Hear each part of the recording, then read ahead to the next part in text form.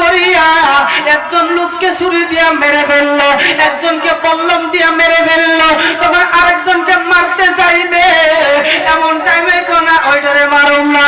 তখন ওই নমরুদে কয়, ইব্রাহিম দেখো দেখো দেখো, আমি একজনকে মারছি আরেকজনকে ছেড়ে দিছি। তখন ইব্রাহিম আলাইহিস সালাম কইতো সত্যি সত্যি মেরে ফেলছে আর একটা জীবন দিয়ে দিয়েছে, এখন কি করব? ইব্রাহিম আলাইহিস সালাম কোনো কথা খুঁজে পাচ্ছে না। তখন হঠাৎ করে ইব্রাহিম আলাইহিস সালাম নমরুদকে কয়, নমরুদ রে, ওইটা মানলাম, কিন্তু আমার আল্লাহ প্রত্যেকদিন পূব দিক দিয়ে সূর্য উঠায় আর পশ্চিম দিক দিয়ে সূর্য ডুবায়। তুমি যদি সত্যিকারে খোদা হও, তুমি যদি সত্যিকারে আল্লাহ হও, ও নমরুদ শুনো, আগামীকাল ফজরের পর থেকে তুমি পশ্চিম দিক দিয়ে সূর্য উঠাইবা আর পূব দিক দিয়ে সূর্য ডুবাইবা। নমরুদের 14 গোষ্ঠীও পারবে নি, নমরুদের 14 গোষ্ঠীও পারবে নি। এই দুনিয়ার জমিনে কত বড় বড় নাস্তিক আছে, ওই কামালের মতো কামাল্লা নাস্তিক আছে, আর কত বড় বড় নাস্তিক ছিল, আবু জেহেল, সাদ্দাত, হামান ছিল, ওরা ইসলামের ক্ষতি করতে পারেন নাই। আর পৃথিবীর জমিনে যত নাস্তিক আসবে কেউ ইসলামের ক্ষতি করতে পারবে না। কথা বলুন ঠিক কিনা? পারবে কি? এই দুনিয়ার জমিনে আল্লাহ রাব্বুল আলামিন ইসলাম সৃষ্টি করেছেন, ইসলাম ধর্ম বানিয়েছেন, কোরআন আল্লাহ বানিয়েছেন, কোরআনের মালিক আল্লাহ, কোরআন হেফাজত করেনি আল্লাহ। ওই ইসলাম দুনিয়ার জমিনে আল্লাহ পাঠাইছে, মানুষদেরকে আল্লাহ হেফাজত করবে, কিন্তু কথা হলো আমার আল্লাহকে রাজি খুশি করতে হবে। তখন ওই নমরুদ ইব্রাহিম আলাইহিস সালামের সাথে কোনোভাবে পারলো না। ইব্রাহিম আলাইহিস সালামকে নমরুদে কয়, ইব্রাহিম শোনো, তোমার সাথে আমি পারলাম না, এখন তোমাকে আমি আগুনে দিয়ে দিব। ইব্রাহিম কই, দিয়ে দাও দিয়ে দাও, আমার কোনো আফসোস নাই, আমার আল্লাহ যদি আমার প্রতি রাজি থাকে, আমার আল্লাহ যদি খুশি থাকে, আমার কোনো আপত্তি নাই। তখন ইব্রাহিম আলাইহিস সালামকে নমরুদে আগুনের মধ্যে ফেলে দিল। আগুনের মধ্যে ফেলে দেওয়ার পরে আমার আল্লাহ আগুনকে ডাক দিয়ে কয়, আগুন, তোমাকেও আমি আল্লাহ সৃষ্টি করেছি, ইব্রাহিম আলাইহিস সালামকেও আমি আল্লাহ সৃষ্টি করেছি। এরে আগুন শুনো,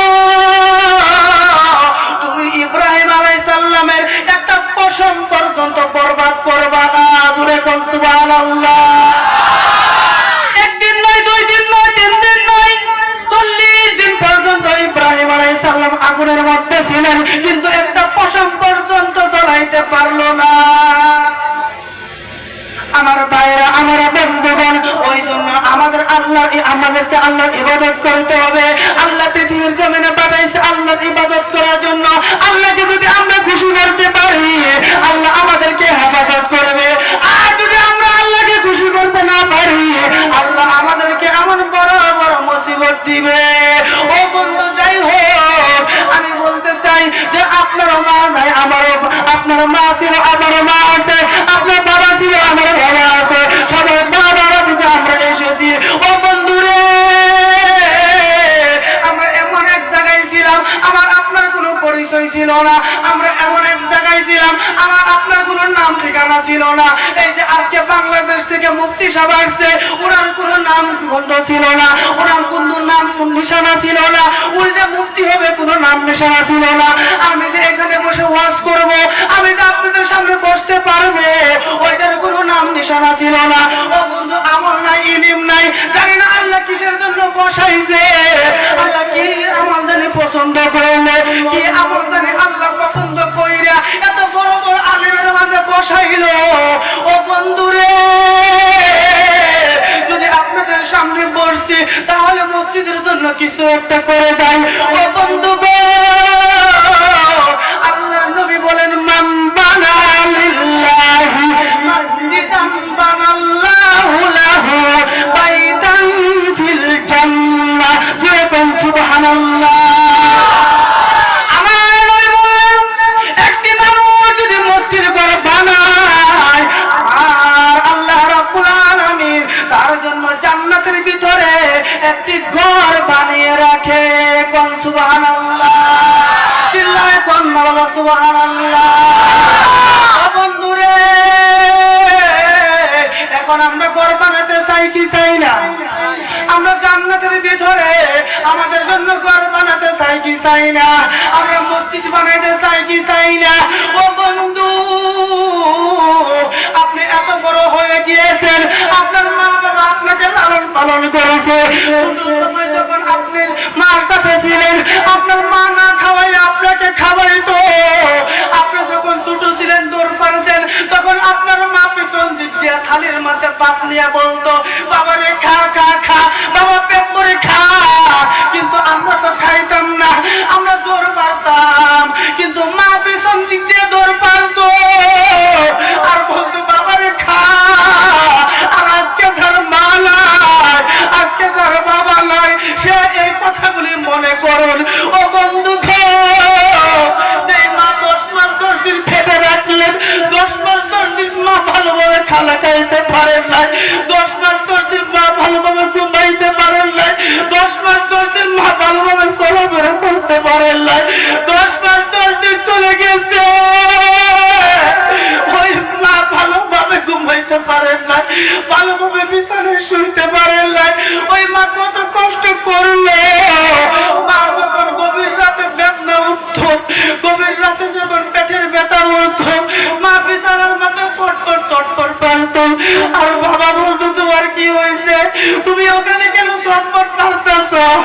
বাবার ঘুম নষ্ট হবে কারণে, বাবার ঘুম ক্ষতি হবে কারণে। মা ঘুম থেকে মা বাহির হয়ে গেল, মা ঘর থেকে বাহির হইয়া বারান্দায় শুয়ে শুয়ে কান্না করে আপনার আবার তুললো। এই মা এত কষ্ট করে মা দুনিয়ার মুখ দেখাইল। ও সন্তানেরা শুনো, আজকে তার মা নাই, সে বুঝে কত কষ্ট। আজকে যে চর্চায় এসেছেন, আপনার যাদের মা নাই, তাদের যদি মা থাকতো, মা তুমি একটা জায়নামাজ নিয়ে যাইতেন। আজকে যদি মা থাকতো, মা তুমি একটা পান নিয়ে যাইতেন। মা যদি থাকতো, মা তুমি একটা উড়না কিনে নিয়ে যাইতেন। আজকে সেই মা নাই, আজকে সেই বাবা নাই। ও বন্ধুরে, জানি না কার জানি বাবা নাই, কার মা নাই। যেই বাবা মাথার গাম পায়ে ফেলে মানুষের বাড়িতে কষ্ট করে করে, কবরের মাথায় গামছা বেঁধে মানুষের বাড়িতে কাজ করে করে টাকা আনতো, আর আপনাকে আমাকে ওই টাকা দিয়ে লেখাপড়া করাইছে, খানার খরচা দিয়েছে। আজকে সেই বাবার সাথে কে জানি নাফরমানি করে দিয়েছ, কে জানি নাফরমানি করছো বাবার সাথে। সেই বাবা কবরে শুয়ে রয়েছে, কে জানি বাবার বদুয়া নিয়ে দুনিয়ায় বেঁচে আসরে। বাবা একবার দুটো চোখের পানি পালা বাবার কথা মনে করে একবার বাবার কথা ভাবো। যে বাবা সকালবেলা বাড়ি থেকে বাইরে হইতো আর সারাদিন বাবা বাবা করতাম, আমার সন্ধ্যাবেলা বাবা কখন বাড়িতে আসবে আমরা রাস্তার মুড়ে গিয়ে দাঁড়ায় থাকতাম। ও বন্ধু, আজকে সেই বাবার জন্য অপেক্ষা করতাম। আজকে সেই বাবা নালে কার নাই, কবরে শুয়ে আছে রে বাবা। আজকে সেই বাবা কবরে শুয়ে শুয়ে চিন্তা করতেছে, আমার সন্তানেরা দুনিয়ার জমিনে আছে, আমার সন্তান দুনিয়ার জমিনে আছে। আজকে ওই বিয়াগাঁও যাবে, মসজিদের মধ্যে জলসা হবে, ওই জলসার মধ্যে বসিয়া আমার জন্য আমার সন্তানে 1000 টাকা দিবে। আপনার বাবা কবরে শুয়ে শুয়ে এমন ভাবনা ভাবতেছে। ও বন্ধু গো, আপনার বাবা দুনিয়ার জমিনে যখন ছিল আপনাদেরকে অনেক মহব্বত করত, আপনার মা দুনিয়ার জমিনে যেমন ছিল আপনাদেরকে অনেক মহব্বত করত। দুনিয়ার জমিন থেকে চলিয়ে গেছে, মা কবরে কিভাবে আছে, বাবা কবরে কিভাবে আছে আমরা কেউ জানি না। এখন যারা চলে যাইব তারাই ইসলামের দুশ্মন, এখন যারা এই মাহফিল থেকে উঠবো তারাই কোরআনের দুশ্মন, এখন যারা এই মাহফিল থেকে উঠবো তারাই আল্লাহর ঘর মসজিদের দুশ্মন, এখন যারা এই মসজিদ মজলিস থেকে উঠে চলে যাইবে তারাই নবীর দুশমন।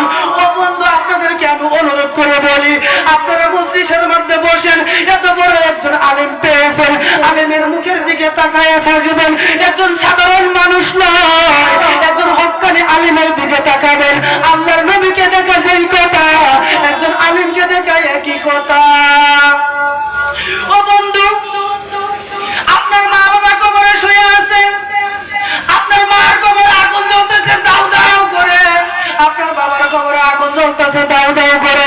যখন সন্তান এসে মা বাবার জন্য দোয়া করে, সন্তানে যখন কয় রব্বির হামহুমা কামা রাব্বায়ানি সগীরা, আমার আল্লাহ রাব্বুল আলামিন ওই বান্দা বান্দির জীবনের গুনাহ মাফ করিয়া দিয়া জান্নাতের মধ্যে দিয়ে দেয়। কোন সুবহানাল্লাহ।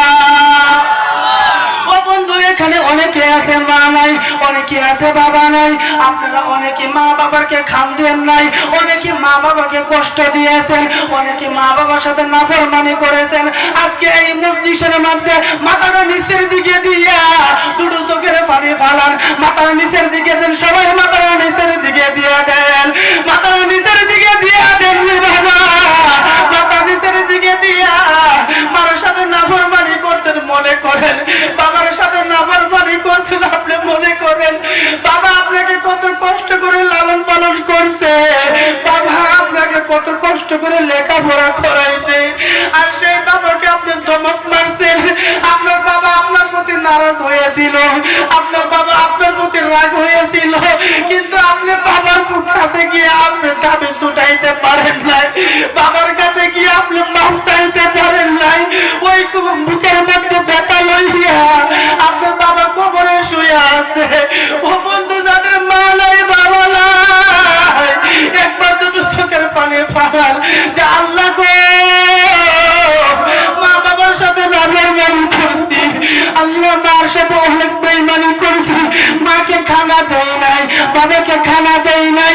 আজকে মজলিসের মধ্যে এরাদা করুন, আজকে মজলিসের মধ্যে বসে আল্লাহর সাথে এরাদা করুন, আল্লাহর সাথে ওয়াদা করুন, যাদের মা আছে কোনোদিন কষ্ট দিবেন না, যাদের বাবা আছে কোনোদিন কষ্ট দিবেন না। আর যাদের মা বাবা চলে গেছে, যাদের বাবা দুনিয়ার জমিনে নাই, তাদের মা বাবার জন্য, আল্লাহর ঘর মসজিদের জন্য আমি ভিক্ষুক হয়ে, আমি ভিখারি হয়ে আল্লাহর জন্য। ও বন্ধু, অনেক টাকা পয়সা কামাই করেছেন, অনেক টাকা পয়সা কামাই করেন। আপনারা যে টাকা পয়সা কামাই করেন, এক বছরের মধ্যে যদি আপনি মসজিদের মধ্যে 1000 টাকা দেন, আপনার কোনো দিক কমবে না। আমার আল্লাহ রাব্বুল আলামিন বলেন, যে ব্যক্তি আমার রাস্তার মধ্যে 1 টাকা দান করবে, 1 টাকার বিনিময়ে আমি 10টা টাকার আমি বান্দাকে আমি বরকত দিয়ে দেই। কোন সুবহানাল্লাহ।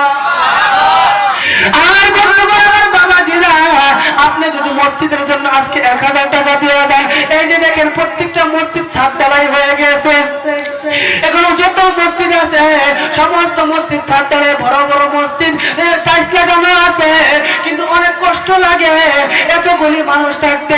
জুম্মার দিন মনে হয় মানুষ আড়ে না, কিন্তু তবু আপনারা মসজিদের চিন্তা করেন নাই। ও বন্ধু, আজকে যেহেতু কয়েকজনে মিলিয়া ওই মসজিদের জন্য চিন্তা করিয়া একটি জলসা করেছেন, এখানে বসে বসে কোরআন হাদিসের কথা শুনবেন, কোরআন হাদিসের কথা শুনিয়ে যখন আল্লাহর কাছে দোয়া করবেন, গো মাবুদ আপনি আমাদেরকে মাফ করে দেন, আপনি আমার বাবাকে মাফ